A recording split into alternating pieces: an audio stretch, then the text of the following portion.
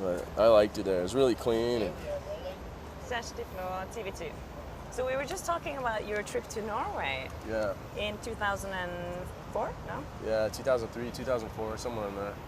That was a long time ago. I remember going through, especially with the automotive press. We had there's a Norwegian driver that was doing really well in the World Rally Championship. Solberg?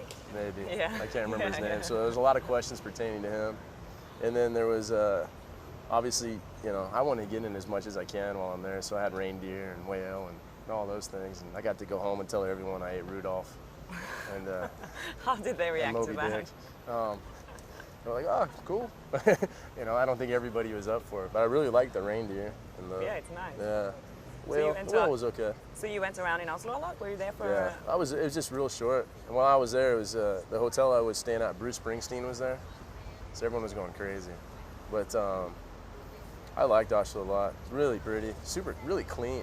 But like I love the ocean. I love the water and nature. So like to me, I'm like, oh, this place is a sportsman's paradise. So they took you out to the ocean as well? Yeah, we went out on the boat. And we did some of the little fjords, you know, and cut in, and we had dinner, and it was nice.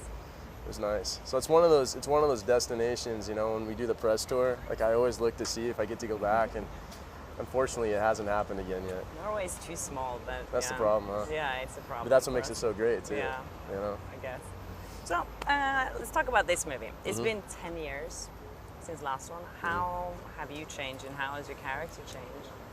Well, I like to think that I'm older. Well, obviously I'm older. I don't like thinking that, but I think with being older, I'm wiser. So, you know, you bring more life experience, I think, to it. You know, first time around, I was pretty impressionable, and I still didn't really even know who I was making this movie. And I had a 2-year-old daughter, and there was a lot going on, and I didn't feel like I had any control of my life. And maybe I'm just fooling myself, but I like to believe now that, you know, I'm a little bit more in control, but I'm definitely a lot better with rolling with the punches. And kind of dealing with things as they come my way. But I think, you know, I can't speak for everybody, but I'm assuming that everyone here probably feels the same way. And I think coming together now, when we come together, I feel like it just adds to it. I think it makes everything that much better. So talk about the stunts. Did you do a lot of them yourself? Or, I mean, yeah, like jumping from that train and into that river and stuff? Yeah, I mean, you know, the jump that I do is maybe a third of what you see in the movie, you know, and then they just add on to it with computer effects. But, you know, we jump into what was I can't even remember what the hell they called it. But, you know, we jump off a cliff into a giant pool, you know, and it was maybe 60 feet, you know, compared to, say, what it looks like in the movie, which is like probably 200. But 60 feet is far. It's well. high. It Yeah. hurts. It still hurts. But, you know, there's ways to kind of trick people into thinking what we did was bigger, you know, than what it really was. I believe it. Yeah. But, you know, with the car chases and, you know, there's, you know, everything's segmented. So we're doing little bits at a time. You know, unfortunately, we don't get the full run, so it's one little setup at a time. It's very, very segmented and very controlled. I think the most free form, where we had the most freedom and probably the greatest degree of risk, was probably actually on the rooftops running. You know, because we're having to jump gaps. You know, we're on the 3rd, 4th story. You know, and there's 8-foot gaps, so you know you're running and jumping. There is that chance that you could trip and fall. You know, but did you get any injuries ever? I mean, Jordana did it too, and she cut open her hand. She needed stitches in her hand pretty well, but she's pretty tough about it. So how is it to work with these guys that are so built up and strong and all these muscles? Do you feel intimidated? Are you afraid of?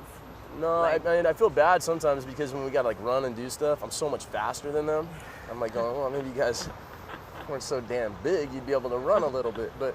You know, that's the trade-off, I suppose. I'm more like a cat, they're more like a rhinoceros.